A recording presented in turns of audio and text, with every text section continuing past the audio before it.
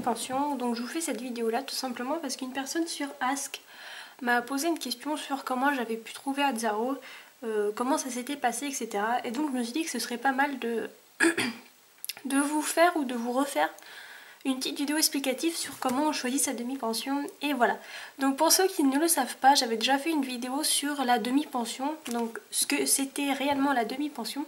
Donc je vous mettrai le lien de cette vidéo en barre d'infos. Donc en fait ce sera c'était plutôt une vidéo explicative qui était vraiment une demi-pension. Là ça va vraiment être une vidéo sur comment choisir sa demi-pension. Donc voilà. Donc déjà, avant de choisir sa demi-pension, il faut se dire pourquoi j'ai besoin d'une demi-pension, pourquoi avoir une demi-pension. Donc il y a plusieurs cas, il y a plusieurs cas, je vais y arriver. Moi dans mon cas c'était tout simplement parce que je voulais continuer à... Enfin je voulais progresser plus vite, je voulais apprendre par moi-même et...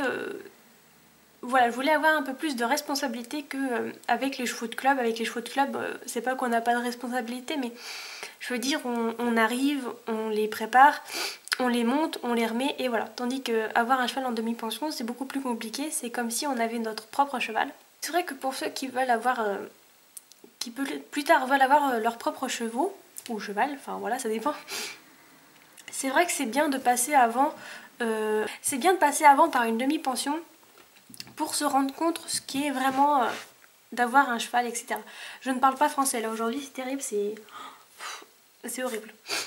Enfin bon, vous m'avez compris.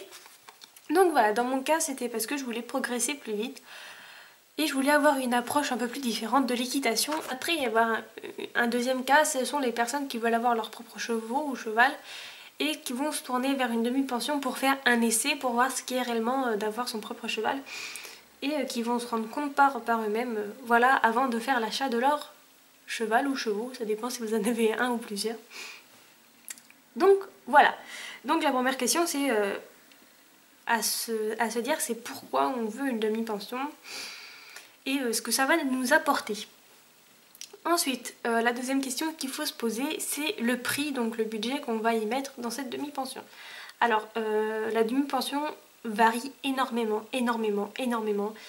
Ça va de 80 €, enfin ça va de 40 des fois même, hein, de 40 à... ça peut aller jusqu'à 200 voire même 300 €. Voilà, donc c'est très variable dans les prix, ça dépend vraiment. Là ça dépend aussi si on choisit un cheval de demi-pension, un cheval de club ou de propriétaire. Ce sera complètement différent, le budget sera pas le même. Et donc voilà, donc pour ce qui est de cheval de propriétaire et de cheval de club, j'avais tout expliqué dans la vidéo avant la demi-pension. Donc si vous voulez en savoir un peu plus, allez voir ma vidéo la demi-pension. Mais sur cette vidéo là je m'éterniserai. Oh là là, mais j'en ai marre. Je ne m'éterniserai pas sur ça. Voilà. Donc voilà, donc faut vous fixer un budget. Pour les mineurs, faut voir ça avec vos parents. Pour les majeurs, bah, si c'est vos parents qui payent, voyez ça avec vos parents, mais si c'est vous qui payez, voyez ça par vous-même. Voilà. Ensuite, donc la troisième question qu'il faut se poser, c'est la distance. Donc, quelle distance quel kilomètre, quel nombre de kilomètres. Non mais j'y arrive pas là, j'y arrive pas. Quelle distance vous voulez avec le cheval. Donc si vous avez votre propre voiture, si vous êtes majeur et que vous avez votre propre voiture, ce sera beaucoup plus facile pour vous d'aller un peu n'importe où vous voulez. Ça dépend aussi si vous êtes disponible à... si vous êtes d'accord à mettre beaucoup d'argent dans l'essence ou pas. Mais si vous n'avez pas beaucoup de budget ou que vous dépendez de vos parents, c'est vrai que le plus proche possible sera le mieux pour vous et pour vos parents aussi également. Donc voilà. Donc pour l'instant on a pourquoi avoir une DP, la distance et le budget. Ensuite, eh ben, c'est le temps, donc le temps qu'on peut accorder à cette demi-pension, parce que même si c'est une demi-pension et que c'est pas votre cheval, faut quand même lui accorder du temps. Voilà, quel jour précisément vous pouvez aller le voir, à quelle heure, voilà. Normalement, vous fixez ça avec le propriétaire, parce que normalement, une demi-pension, c'est on travaille la moitié quoi. C'est moite-moite avec le propriétaire. Donc c'est à vous de fixer les jours qui vous arrangent avec le propriétaire. Donc normalement le propriétaire il le sait ça, donc normalement pour lui c'est carré. Voilà. Mais après il y a des propriétaires où c'est pas trop carré, comme ma demi-pension à moi c'est pas du tout carré. Hein. Enfin voilà, moi c'est une demi-pension mais c'est pas vraiment une demi-pension parce que je vais le voir quand je veux, etc. Mais dans les autres demi-pensions normalement ça se passe pas comme ça. Vous avez des jours bien précis et vous devez les respecter. Donc voilà, donc une fois que vous avez vu ces 1, 2, 3, 4, ces 4 points là et que tout est d'accord et que tout est en règle et que vos parents sont d'accord, ou si vous êtes majeur et complètement indépendant, si tout est ok pour vous, et bien vous allez commencer à chercher une demi-pension. Alors là je vous souhaite bon courage. C'est trop motivant toi, Ah oui, j'avais oublié un point très important. Pourquoi avoir une demi-pension aussi? Parce qu'il y a des gens qui veulent faire des concours et c'est plus facile pour eux d'avoir un cheval en demi-pension pour faire des concours que plutôt de prendre des chevaux de club et voilà, faire des concours. Donc c'est aussi un point important. Si vous voulez faire des concours ou pas, ça c'est très important. Les critères de recherche ne seront pas du tout les mêmes. Donc voilà. Donc là, vous allez continuer, vous allez commencer à chercher. Alors, il y a plusieurs endroits où vous pouvez les chercher. Donc vous pouvez chercher sur les sites internet. Donc il y a Cheval Annonce, Le Bon Coin et tous les sites d'équitation que vous connaissez. Et vous avez Facebook. Alors vous allez me dire c'est bizarre Facebook et tout. Non, non, ce n'est pas bizarre. C'est grâce à Facebook que j'ai pu rencontrer Atzaro, enfin que j'ai trouvé Atzaro. J'étais complètement désespérée, j'arrivais pas à trouver de demi-pension qui acceptait mon niveau d'équitation parce que j'avais que le niveau 2, enfin j'ai que le galop 2 et des propriétaires qui acceptent le galop 2 c'est très très rare. J'étais complètement désespérée et par désespoir j'ai tapé sur Facebook demi-pension. Mais comme ça, mais je savais même pas ce que ça allait donner. Ouais. J'étais complètement désespérée, j'ai pris mon clavier, j'ai fait demi-pension. Et je suis tombée sur un groupe Facebook. Donc en fait, sur Facebook, vous avez des groupes. Et c'était demi-pension dans le nord de la France. Je sais plus comment il s'appelle mon groupe. Enfin voilà, c'est un truc comme ça. Et je me dis, bah tiens, je vais rejoindre le groupe. On verra bien ce que ça donne. Et là, vous avez plein de propriétaires. Plein de propriétaires qui vous proposent des demi-pensions. Et j'ai été vachement étonnée. Facebook, on trouve ça ou quoi.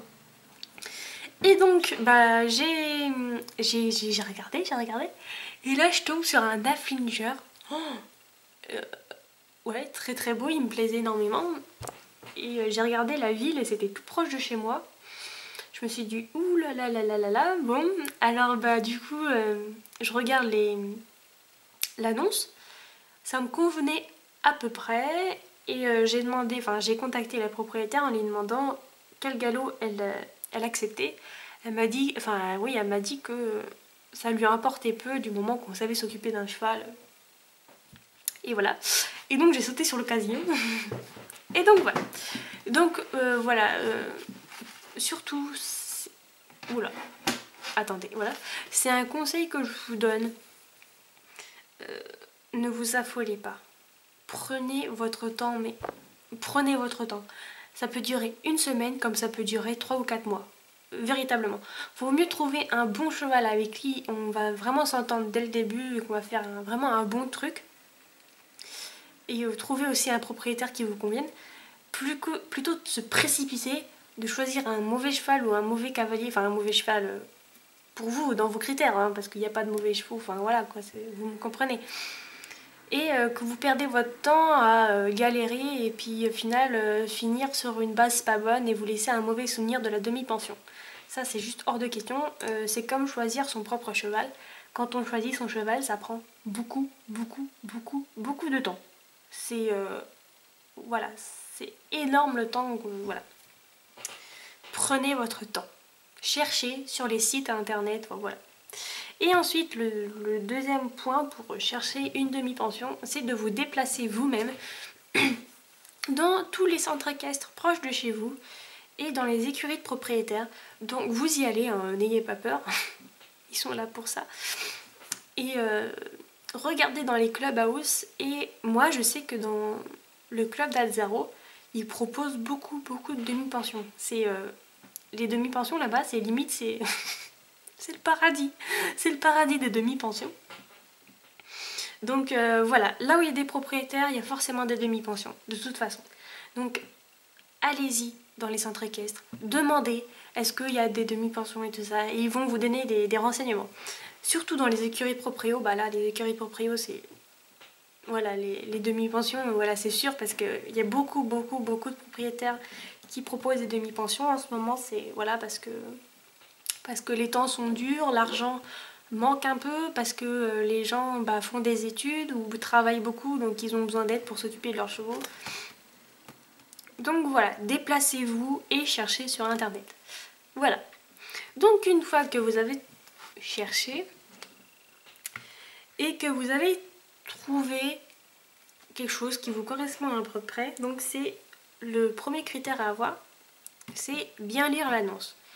Alors si vous avez un cheval qui vous intéresse sur internet ou même dans un centre équestre, il faut bien lire l'annonce. Ça c'est très important, hein. On ne choisit pas un cheval parce qu'il a une belle couleur de robe. Il faut bien lire l'annonce et accepter ce que le propriétaire veut en priorité, quoi. Donc vous allez avoir une annonce, donc c'est un exemple, hein, Azzaro Pénard, voilà, oncle de 4 ans, recherche demi-pension dans le 72. Après ils vont vous donner la description du cheval, comment il est. Donc est-ce qu'il est vert dans le travail ou plutôt avancé, qu'est-ce qu'il recherche, qu'est-ce que la propriétaire recherche, quel galop elle veut, qu'est-ce qu'elle veut faire avec son cheval, si elle veut que le cheval continue les compétitions, ou si elle veut que le cheval progresse, ou si elle veut juste qu'on s'occupe de son cheval, le brosser, le monter de temps en temps. Voilà, ça sera très varié et vous trouverez forcément votre bonheur. Donc voilà, il faut bien prendre le temps de lire l'annonce. Et si vous avez votre galop 4 et que le propriétaire cherche galop 5 minimum, c'est même pas la peine d'essayer de contacter parce que le propriétaire il va pas vouloir. Donc voilà. Ensuite, une fois que vous avez trouvé l'annonce de votre rêve, que voilà, oh là là, oh my god, ce cheval, c'est le cheval de votre vie, de vos rêves, vous allez contacter le propriétaire. Donc vous pouvez le contacter par SMS, par mail ou par appel, comme vous voulez. Moi je préfère une première approche par SMS. Parce que, je sais pas, j'ai jamais été trop appel, moi, j'ai toujours été plus SMS. Après, ça dépend de vous, hein, bien sûr. Et vous allez contacter cette personne et vous allez vous présenter, vous allez vous dire quel niveau vous avez, quelles attentes vous avez, et que l'annonce vous plie. Et ensuite, la propriétaire, normalement, elle va vous poser des questions, voilà, normal. Et elle va vous donner un rendez-vous, si vous convenez, bien sûr, hein, si déjà à la première... Si déjà au téléphone vous lui plaisez, elle va vous donner un rendez-vous pour faire une première rencontre. Et là arrive le moment de faire les essais. Alors, là, je vais vous dire quelque chose. Ça va être très mitigé, hein. Il y a des personnes qui vont venir... Enfin voilà, ça va être très spécial, mais bon, je vais vous expliquer quand même. Donc, les essais, c'est toujours mieux d'en faire plus de 2. C'est mieux d'en faire 3, voire même 4. C'est mieux parce que un essai, c'est largement pas suffisant. En un essai, on n'a pas le temps de découvrir le cheval, on a le temps de rien, quoi. En un essai, c'est voilà. 2 essais, on commence tout juste à découvrir un peu le cheval, mais pas beaucoup. 3 essais, on commence à se mettre à l'aise, on commence à connaître un peu mieux le cheval et on commence à... Voilà, on voit vraiment si ça nous plaît ou pas. Et le 4e essai sera vraiment définitif, si oui ou non vous prenez le cheval. Moi j'ai fait 2 essais. Le premier essai, c'était catastrophique, je vous l'avoue. Au tout début, Atzaro ne me convenait pas spécialement. Il était très vert dans le travail et moi j'ai un niveau très bas. J'ai les galops 2 quoi. Et donc je me suis dit je vais jamais y arriver, je vais jamais y arriver, je vais jamais y arriver. Et j'ai réessayé le lendemain. Et bizarrement mon point de vue avait changé. Il était jeune certes, mais il était calme, il n'était pas vicieux. Et je me suis dit peut-être que je vais y arriver. Et ensuite j'ai dit oui, que je prenais cette demi-pension. Et du coup voilà. Il y a eu des hauts, il y a eu des bas, mais au jour d'aujourd'hui, je suis très heureuse d'avoir accepté cette demi-pension. Et si je n'aurais pas accepté, j'aurais été vraiment déçue. Donc voilà, donc faut faire des essais, prenez votre temps, réfléchissez bien, c'est très important. Un cheval, c'est pas un chien, ni un chat, ni un hamster. Voilà, prenez votre temps, surtout prenez votre temps. Prenez le temps d'essayer. De toute façon, un bon propriétaire, une personne qui est vraiment consciencieuse de son cheval, qui aime vraiment son cheval, va prendre le temps de choisir une bonne DP. Et donc elle va vous laisser tous les essais que vous voulez. Voilà, elle prendra le temps. Et voilà. Donc voilà, faut faire des essais, c'est tout.